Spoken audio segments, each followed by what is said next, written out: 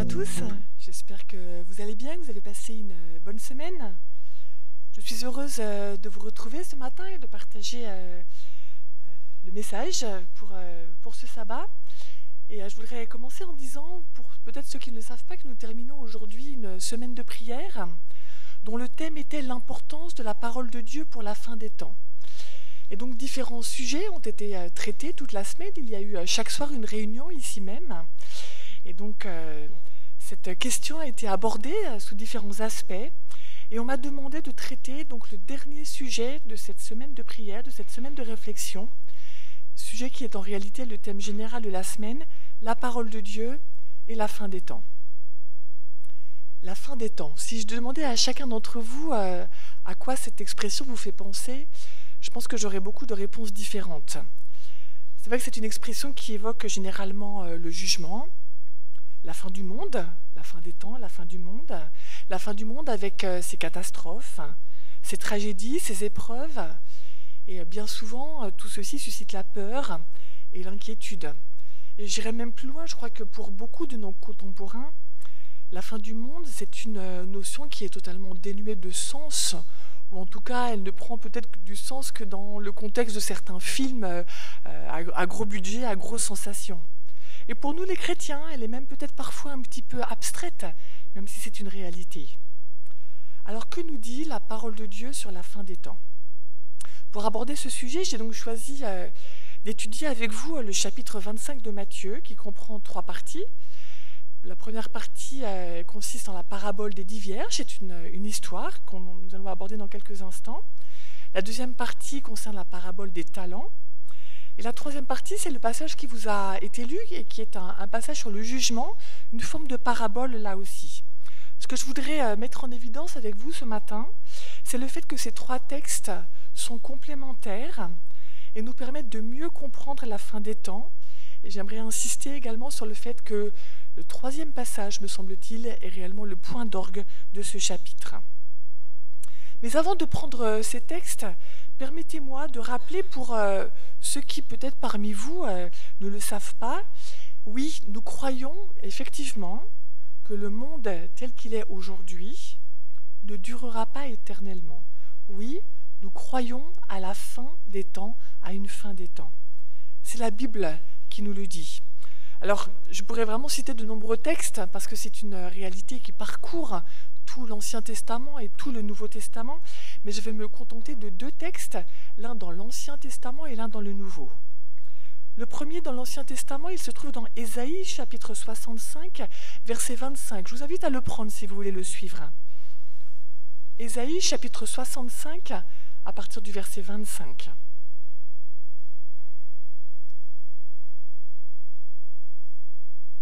Voici ce que nous dit Dieu par l'intermédiaire du prophète Ésaïe. « Car je crée de nouveaux cieux et une nouvelle terre. On ne se rappellera plus les événements du début, ils ne remonteront plus à la pensée. Il n'y aura plus là de nourrissons vivant quelques jours seulement, ni de vieillards qui n'accomplissent pas ses jours. Le loup et l'agneau auront un même pâturage, le lion, comme le bœuf, mangera de la paille, et le serpent aura la poussière pour nourriture. Il ne se fera ni tort, ni dommage sur toute ma montagne sainte, dit l'Éternel. » Et le deuxième texte que j'aimerais prendre avec vous, toujours sur la fin des temps, se trouve dans Apocalypse, c'est le dernier livre de la Bible, Apocalypse, chapitre 21, et les versets 1 et 2.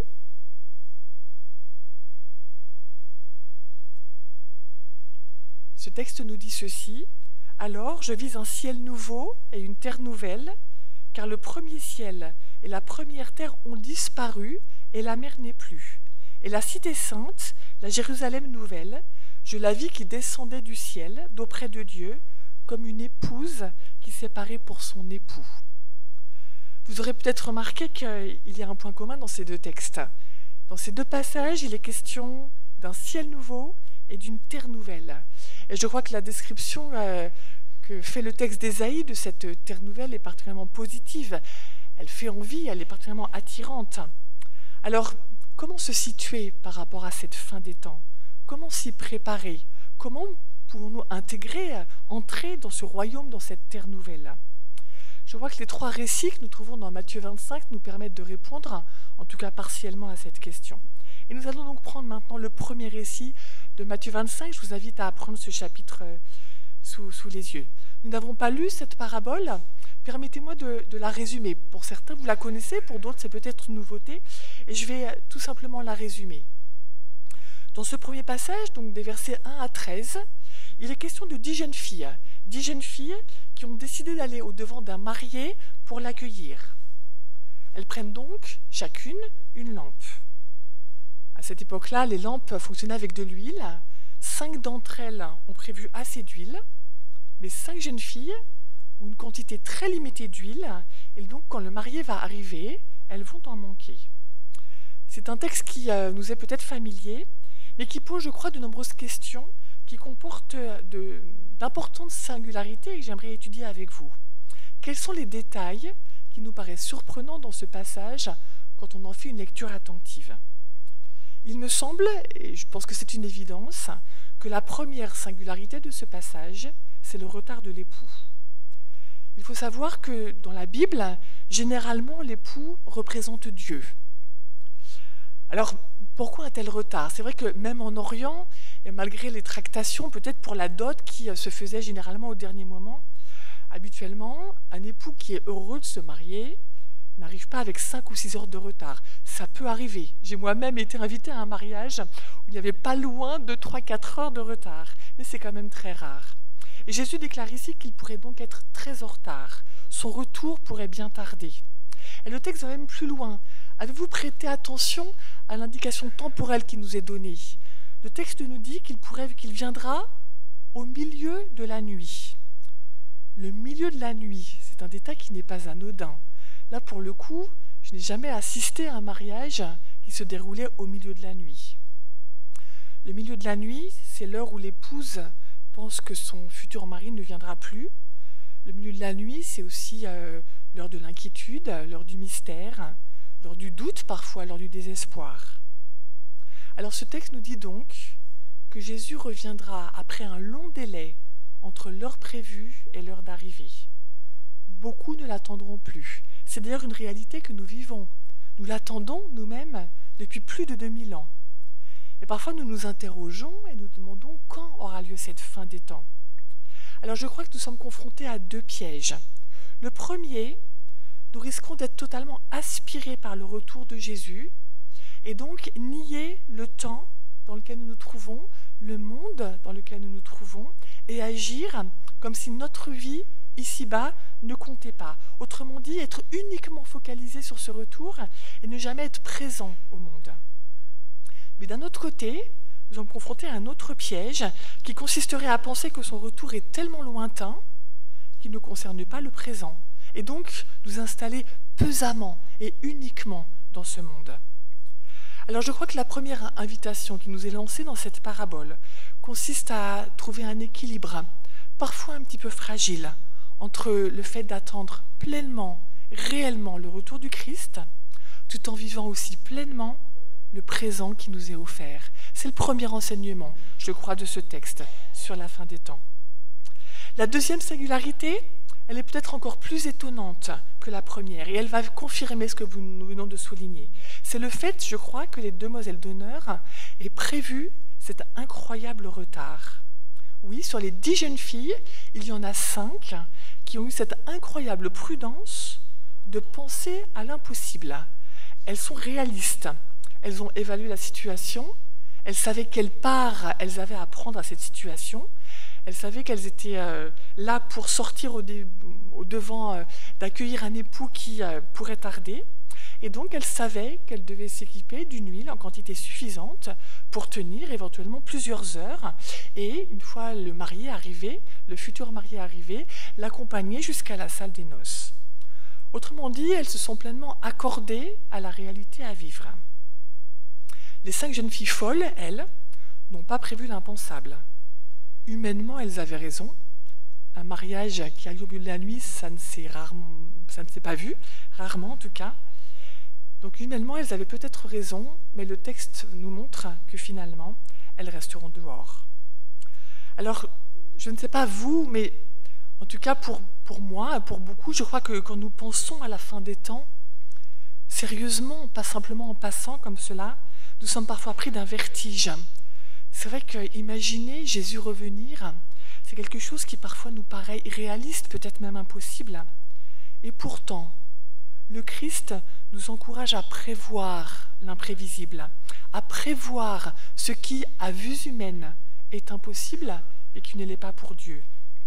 Le Christ ne désire pas que nous vivions le temps que nous vivons comme un simple contretemps, comme une simple parenthèse. Il s'agit de vivre comme si Jésus pouvait revenir demain, mais aussi comme s'il pouvait revenir beaucoup plus tard. Il s'agit donc pour nous d'espérer vraiment, d'être des croyants, que le présent n'aveugle pas sur l'avenir. Nous sommes invités à vivre par la foi pleinement, mais aussi à être présents dans notre temps, à être des personnes que demain ne rend pas étrangers à aujourd'hui. Nous sommes donc invités, comme ces 5 jeunes filles sages, à être des réalistes de l'impossible. Cela paraît paradoxal, mais c'est pourtant ce qu'elles ont été. Quelle est ensuite la 3e singularité ? Il me semble que c'est le manque de solidarité entre ces 10 jeunes filles. Il y en a 5 qui ont assez d'huile, 5 qui n'en ont pas assez. Alors, quel est le symbole de cette huile ? Dans la Bible, généralement, l'huile évoque les bénédictions de Dieu pour nous. Alors, par ce texte, je crois que Jésus nous montre que tant qu'il fait jour, tant que la vie n'est pas trop difficile, tant qu'on s'en sort assez facilement, tant qu'on a la possibilité de vivre tranquillement, librement notre relation avec Dieu et donc de recevoir ses bénédictions, je crois que dans ces périodes-là, il est facile de faire provision de cette huile des bénédictions de Dieu. C'est ce qu'ont fait les 5 sages. Les 5 jeunes filles folles, elles, en revanche, se sont contentées d'en avoir juste un petit peu. Elles ont peut-être pensé que si la nuit tombait, elles pourraient toujours trouver de l'huile quelque part, ou que quelqu'un leur en donnerait. Le problème est que ce n'est pas possible. Ces bénédictions qui évoquent ici l'huile, je crois que c'est l'espérance du retour du Christ, réellement ancrée, chevillée au plus profond de notre cœur et vécue au quotidien. Cette huile, c'est une vraie relation avec Dieu, construite peu à peu, à force de nous tourner vers lui, à force de lui ouvrir notre cœur. Les folles de cette parabole se sont contentées de vivre leur foi de façon superficielle, un peu comme cela venait, un peu au jour le jour. Et quand elles ont compris qu'elles n'avaient pas assez d'huile, elles ont demandé à leurs amis de partager leurs réserves avec elles, mais cela leur a été refusé. Et je crois que cela souligne que notre engagement spirituel est personnel. Bien sûr, la dimension communautaire de la foi est importante, sinon nous ne serions pas là ensemble ce matin, nous n'aurions pas de plaisir à partager la parole, à chanter ensemble, à prier ensemble. Et donc la dimension communautaire est essentielle, mais avant tout, nous sommes invités à vivre personnellement notre relation avec Dieu. Alors le 3e enseignement que je vois dans cette parabole, c'est le fait que se préparer pour la fin des temps consiste à faire des réserves des bénédictions de Dieu, à en prendre plus qu'il nous faut, à se nourrir de sa parole sans relâche. Quel est le 4e point étonnant, la 4e singularité ? Il me semble que c'est le choix, c'est la sélection que Jésus semble faire à la fin des temps. C'est vrai qu'une lecture rapide de ce passage pourrait nous donner l'impression que seules certaines personnes sont autorisées à rentrer dans le royaume de Dieu et que d'autres sont exclues. Alors c'est une réalité, mais je voudrais vraiment mettre ce texte en perspective du premier verset. Prenez ce premier verset, regardez-le attentivement. Qu'est-ce qu'il nous dit ? Le règne des cieux sera comme ces 10 vierges qui avaient pris leur lampe pour aller au-devant du marié. Le règne des cieux sera comme ces 10 vierges qui avaient pris leur lampe. Autrement dit, les 10 vierges sont invitées à la fête. Ce qui nous rappelle que l'invitation du Christ est absolument pour tout le monde. Le salut est offert à tous. Tous sont choisis. Tous sont élus par le Christ pour le royaume. La différence entre les vierges folles et les vierges sages, elle est ailleurs. Elle ne dépend pas de Dieu. Et cette réflexion nous amène à un 5e point, à une 5e singularité. C'est vrai que cette parabole nous donne peut-être l'impression que c'est en fonction de nous, en fonction de ce que nous faisons ou de ce que nous ne faisons pas, que l'accès à Dieu est possible ou non. L'accès au royaume dépendrait d'une justice qui rejette ceux qui n'ont pas assez d'huile. Alors, pas assez d'huile, pas assez prier Dieu peut-être, pas assez étudier la Bible, pas assez fréquenter l'Église, pas assez réfléchi aux questions théologiques et spirituelles, pas assez pris de temps pour Dieu. Et donc, selon cette lecture, notre entrée dans le royaume dépendrait du taux de remplissage de notre lampe. Je ne veux pas dire que cela n'est pas important, bien au contraire, et j'y reviendrai à la fin de l'étude de ce passage. Mais rappelons-nous que les 10 vierges ont toutes répondu à l'invitation, qu'elles ont toutes pris une lampe pour aller au-devant du marié, mais qu'elles se sont aussi toutes endormies. Nous l'oublions parfois. Et quand l'époux arrive, quand l'époux est arrivé, quand le marié est arrivé, elles se sont toutes réveillées. Les 5 vierges folles ne sont pas restées endormies. Le verset 13 nous dit, et je vous invite à le lire avec moi, le verset 13 nous dit « Veillez donc, puisque vous ne connaissez ni le jour ni l'heure. » Alors s'il faut veiller au sens de rester éveillé, vous serez d'accord avec moi pour dire que toutes auraient dû être rejetées, puisque 5, elles se sont endormies. Et si veiller, c'est être capable de se réveiller, alors toutes auraient dû être admises, parce que les 10 vierges se sont réveillées et se sont levées. Je crois que la clé du texte est ailleurs. En effet, quand les vierges folles sont arrivées à la porte en retard, donc après avoir été se promener pour trouver de l'huile, et quand elles ont exprimé le désir d'entrer, le maître ne leur a pas dit « Vous êtes arrivés trop tard, vous n'aviez pas assez d'huile, c'est de votre faute, certes vous venez d'en acheter, mais le délai est dépassé. » Non, ce n'est pas cela que Jésus leur a dit, que le maître leur a dit. Il leur a dit au verset 12, il me semble que c'est le verset le plus important de cette parabole. Le maître leur a dit donc dans ce verset 12, « Je vous le dis, je ne vous connais pas. » Voici la raison pour laquelle ces 5 jeunes filles n'ont pas été autorisées à entrer dans le royaume. Elles ont d'abord demandé de l'aide à leurs amis, puis elles sont sorties pour aller chercher de l'huile. Autrement dit, elles ont voulu trouver la solution à leurs problèmes loin du maître. Notre entrée dans le royaume de Dieu à la fin des temps n'est pas... le royaume n'est pas un lieu d'exclusion en fonction de ce que nous faisons ou nous ne faisons pas. Les portes du royaume, je crois, sont ouvertes à tous ceux qui aspirent à connaître le Christ et à se laisser connaître par lui. Alors pour conclure sur cette parabole, j'aimerais dire que le temps d'attente de la fin des temps que nous vivons est précieux. Les moments d'enthousiasme, les bénédictions reçues sont faciles à accueillir, mais quand les émotions sont passées, quand nous perdons parfois de vue ce que nous attendons, quand le retard pèse, quand il devient incompréhensible, la fatigue s'installe parfois. Alors l'attente se prépare.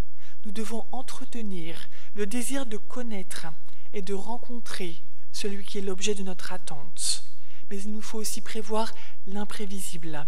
Cela me fait penser à ce texte de la Sunamite. Vous pourrez lire ce passage dans Cantique des Cantiques, chapitre 5, verset 2. La Sunamite qui dit « Je dors, mais mon cœur veille ». Passons maintenant, si vous voulez bien, au deuxième récit de ce chapitre de Matthieu 25. C'est une parabole qui, là encore, peut nous étonner et qui comprend des éléments qui nous semblent parfois un petit peu étonnants. Certains d'entre vous connaissent l'histoire, d'autres ne la connaissent pas, alors permettez-moi de la résumer. C'est l'histoire d'un maître qui décide de partir en voyage, de partir très loin. Ce maître a 3 serviteurs, alors il va confier ses biens à ces 3 serviteurs. Au premier, il va donner 5 talents, je reviendrai dans quelques instants à ce mot. Au deuxième, il va donner 2 talents, au troisième, il va donner 1 talent. Que va-t-il se passer en son absence? Le premier qui a reçu 5 talents les fait fructifier, il va gagner 5 autres talents. Le deuxième agit de la même façon, il fait fructifier ses 2 talents, il en gagne 2 autres. En revanche, le troisième ne comprend pas bien le geste du maître, il a peur de lui, et donc il a peur de ce que le maître pourrait lui dire à son retour, et il décide de faire un trou dans le sol et d'enterrer son talent et d'attendre que le temps passe. Alors, il me semble en effet important de définir ce que c'est qu'un talent. C'est vrai qu'en français, le mot talent a plusieurs sens. Et aujourd'hui, le sens commun de ce mot, c'est tout simplement une aptitude, une capacité, souvent vécue comme un cadeau, comme un don inné. Et au sens plus scientifique, c'est peut-être ce que vous voyez dans votre Bible, si vous avez des petites notes, le mot talent désigne une ancienne monnaie qui a été utilisée dans l'Empire romain. Mais en grec, j'aimerais vraiment attirer votre attention là-dessus, le seul sens de ce terme, le seul sens, c'est le terme de monnaie. Le sens que nous lui donnons aujourd'hui est venu largement plus tard. Et d'ailleurs, à l'origine, il désignait une unité de masse, comme pour la plupart des monnaies en réalité. Et ce terme est utilisé ici pour attirer l'attention des auditeurs de Jésus à son époque et de nous lecteurs, parce que les talents, c'était des pièces peu communes et assez encombrantes. Et vous allez voir que l'enjeu n'était donc pas anodin. Je ne sais pas si vous avez une idée du poids que pesait un talent. En étudiant ce texte pour préparer cette prédication, j'ai été étonnée. Un talent valait entre 25 et 35 kilos d'argent. Entre 25 et 35 kilos d'argent. Autrement dit, le maître a remis à son premier serviteur environ 150 kilos d'argent, au deuxième environ 60 kilos et au troisième environ 30 kilos. C'est énorme. Donc il n'est pas étonnant, d'ailleurs, je fais cette petite parenthèse, que le texte est dit au verset 15, à chacun suivant sa force. Il fallait de la force pour porter cet argent. Alors permettez-moi d'en venir aux singularités de ce passage. La première, me semble-t-il, est le fait que le maître parte très loin, qu'il parte à l'étranger. Et le fait qu'il fasse totalement confiance à ses serviteurs.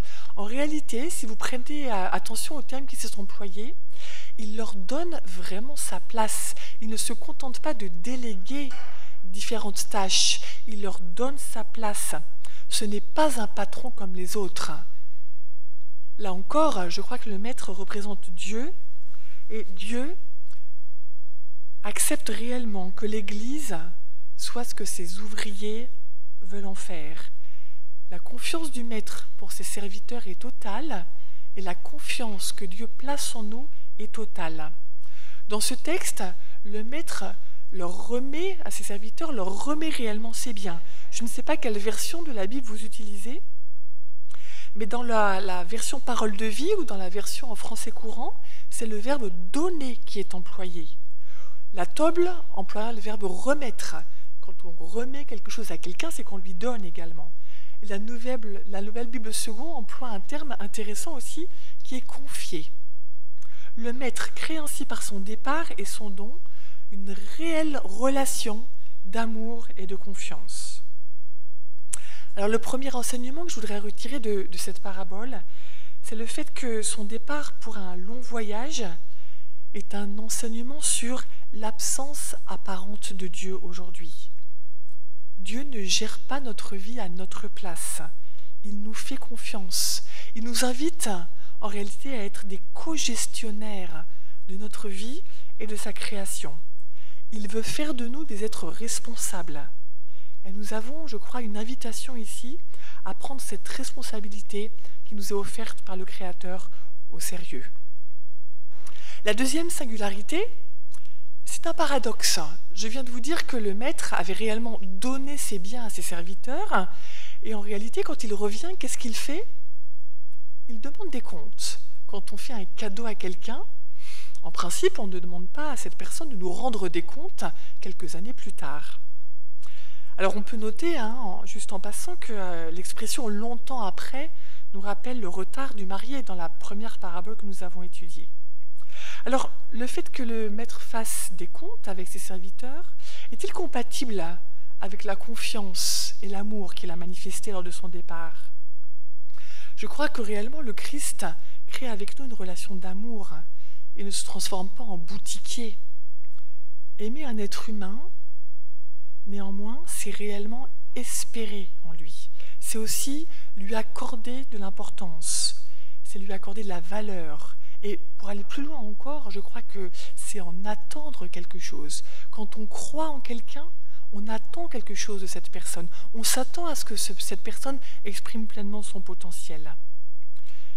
Croire en quelqu'un, aimer quelqu'un, c'est faire confiance à cette personne et avoir la certitude qu'un jour elle portera des fruits. Et à la fin des temps, pour revenir à notre thème, le Christ viendra chercher les fruits de son amour parce qu'il ne peut pas croire que son amour pour nous aura été vain dans notre vie.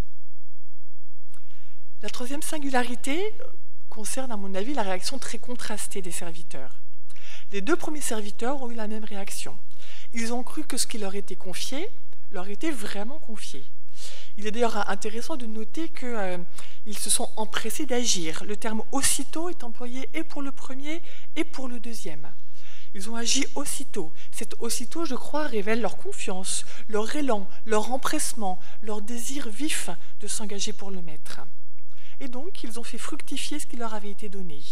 Ils se sont réellement comportés en co-ouvriers de Dieu. Ils n'ont pas cherché à savoir ce qui appartenait à Christ et ce qui leur appartenait, ce qui venait d'eux. Pour eux, tout était à Christ et tout était à eux.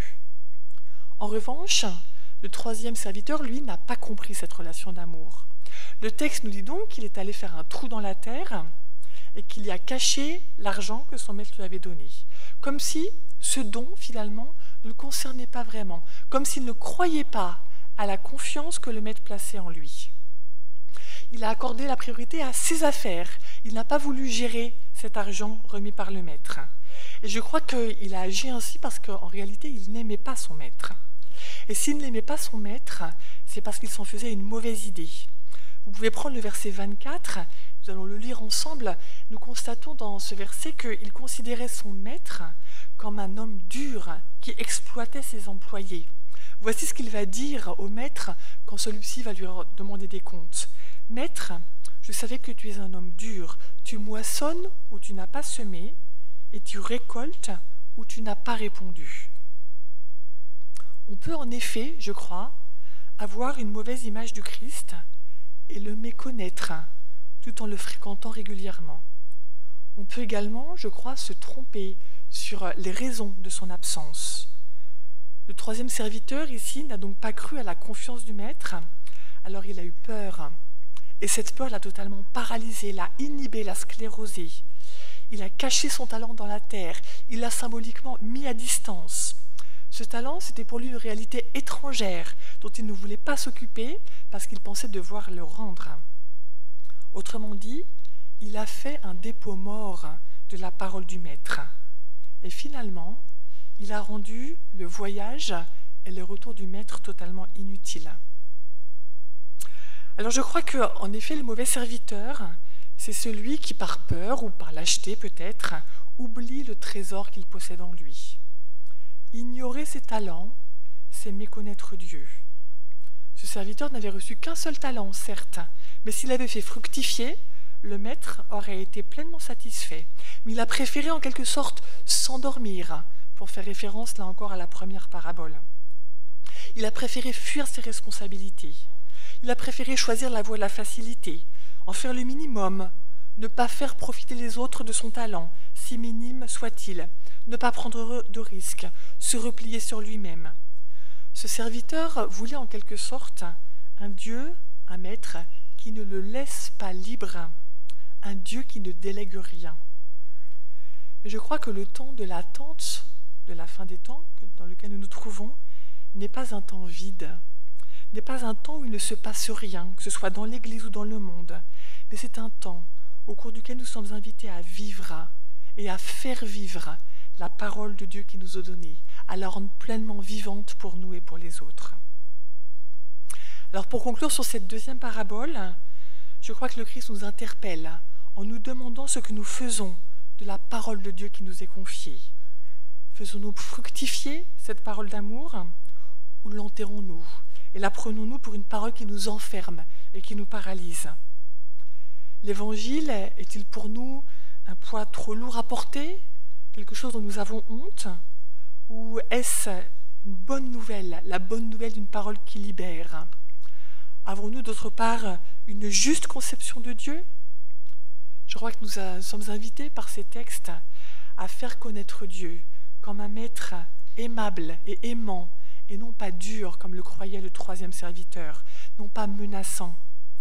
nous avons la responsabilité de dire autour de nous, promptement, comme ont agi les deux serviteurs, que Dieu est présent dans notre vie, au lieu de laisser dire qu'il est injuste, qu'il est lointain et qu'il est violent. À nous aussi, ce maître nous confie 30, 60 ou 150 kilos d'argent de bonnes nouvelles à faire fructifier, à partager et à investir avec sagesse dans le monde. Nous sommes les dépositaires d'une véritable richesse que nous devons faire valoir, pour reprendre l'expression de ce texte, pour que d'autres puissent découvrir le Dieu d'amour en qui nous croyons et qu'ils puissent trouver le chemin ouvert à tous du royaume des cieux. Permettez-moi maintenant de venir au troisième passage, qui est une forme de parabole également, et qui est un texte étonnant, qui mélange des notions très abstraites, spirituelles. Il est question de gloire, des anges, du Fils de l'homme, du royaume. Mais il est question aussi de réalités très basiques, très terrestres, permettez-moi même de dire très triviales. La faim, la soif, la nudité, la prison, et je vais y revenir. Tout est surprenant dans ce texte. Il vous a été lu il y a quelques minutes, et donc je ne le reprends pas, je ne le résume pas. Tout est surprenant. Le tribunal, sa cour, ses critères, ses méthodes de jugement. Je crois que c'est un texte qui met en évidence la justice de Dieu qui s'exercera à la fin des temps. 2 verdicts sont rendus dans ce texte. Vous avez peut-être fait attention à cela. Je vais les reprendre malgré tout avec vous. Le premier verdict, on le trouve au verset 34. Je vous invite à le lire avec moi. Verset 34, donc de Matthieu 25.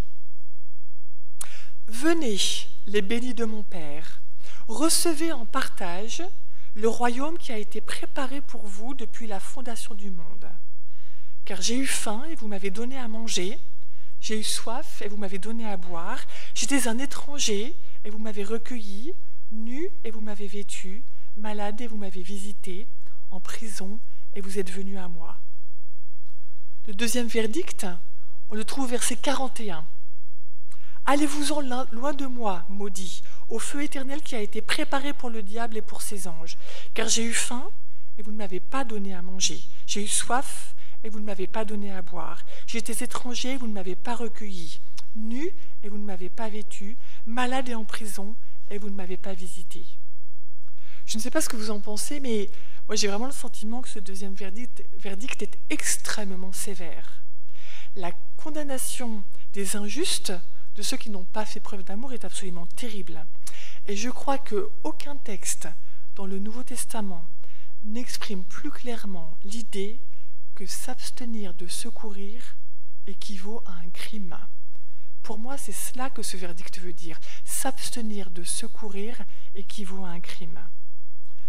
Mais parallèlement, ce qui me frappe aussi, c'est la clarté des critères de justice de Dieu. Les critères de justice de Dieu, oui. Il me semble impossible de se méprendre sur le sens de ces critères. Ils sont clairs, ils sont incontestables. Tout le monde, je crois, sait ce que signifie avoir faim, être nu, être malade, être étranger, être en prison. Peut-être que tout le monde ne l'a pas vécu, mais tout le monde peut savoir ce que l'on éprouve quand on est confronté à l'une de ces difficultés. Il n'est même pas nécessaire d'être chrétien pour le savoir. Et c'est la raison pour laquelle toutes les nations sont présentes pour ce jugement. Parce que si ce n'est pas pour des raisons spirituelles, ou ni même pour des raisons morales, pour des raisons tout simplement humaines, je crois que nous avons le devoir d'apaiser la souffrance de ceux qui nous entourent. En fait, je crois que la justice de Dieu est la plus simple, la plus ordinaire, la plus naturelle des justices. Elle consiste en 6 gestes, sur lesquels je voudrais juste revenir quelques secondes, en 6 gestes à accomplir chaque fois que cela s'avère nécessaire. Le premier, nourrir. Le deuxième, abreuver. Le troisième, accueillir. Le quatrième, vêtir.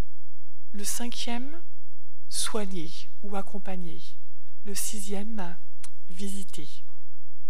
Ce sont 6 actions qui permettent de remédier aux détresses humaines les plus communes.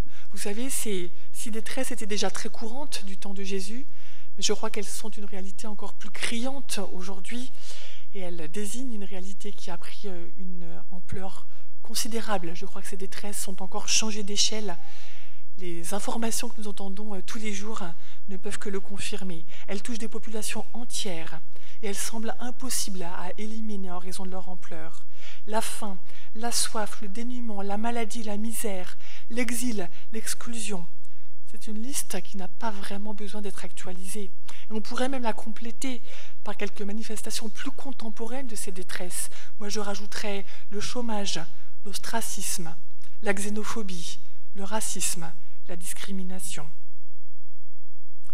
Le texte continue de nous surprendre. En pleine audience, le juge va sortir de son rôle, il va en endosser un autre. Il va devenir avocat. Devant la surprise des injustes, qui ne parviennent pas à comprendre quand ils auraient pu avoir l'occasion de faire tout cela pour Jésus, il va leur dire, et je suis au verset 45, « Chaque fois que vous ne l'avez pas fait à l'un de ces plus petits, à moi non plus vous ne l'avez pas fait. » Ici, Jésus prend la défense des plus petits, des plus faibles, des plus fragiles. Et plus surprenant encore, à partir de ce constat, de leur situation misérable, il va en faire ses frères. Ce terme est employé au verset 40. Le Christ, qui est Dieu, qui est le Tout-Puissant, fraternise et se solidarise avec les plus petits et les plus faibles des hommes. Il va même plus loin, il s'identifie à eux, il fait corps avec eux. J'ai eu faim, j'ai eu soif, j'étais étranger. Et il insiste, chaque fois que vous l'avez fait, c'est à moi que vous l'avez fait. À chaque fois que vous ne l'avez pas fait, c'est à moi que vous ne l'avez pas fait. Ainsi, les victimes de l'injustice, de l'égoïsme, de l'indifférence, ces victimes, c'est Dieu lui-même, en la personne de son Fils. Alors je crois que ce texte nous dit que c'est le comportement de chacun face à la misère et à la souffrance qui fera la sélection entre ceux qui sont bénis et ceux qui sont maudits. Ce ne sont pas les intentions, ce n'est même pas la foi dont il est question ici. Il s'agit de gestes de secours qui compteront au dernier jour. Selon ce texte, tout homme sera jugé selon ce qu'il aura ou n'aura pas accompli au moment opportun, accompli ce geste d'amour nécessaire, vital, suivant qu'il aura ou pas respecté ce commandement qui nous dit « Tu aimeras ton prochain comme toi-même ». Alors pour conclure, ce qui pourrait nous gêner dans ce texte, en effet, c'est le fait qu'il ne soit pas question de foi, pas plus que d'espérance ou de grâce. Il n'est question que de gestes, d'actions concrètes, de réactions à des faits. En un mot, dans ce troisième texte, il n'est question que d'œuvres. Alors, n'est-ce pas étonnant? Ne sommes-nous pas sauvés par la grâce uniquement, gratuitement, au moyen de la foi? Jésus ici semble dire le contraire. Pour résoudre cette contradiction apparente, il convient de lire, je crois, ce passage à la lumière des deux paraboles qui précèdent. Et ce sera ma conclusion. La première parabole met l'accent sur la nécessité de connaître Dieu. La deuxième met en évidence le fait que nous sommes invités à faire fructifier la parole de Dieu, à la faire vivre. Et ceci doit nous mener à agir avec amour.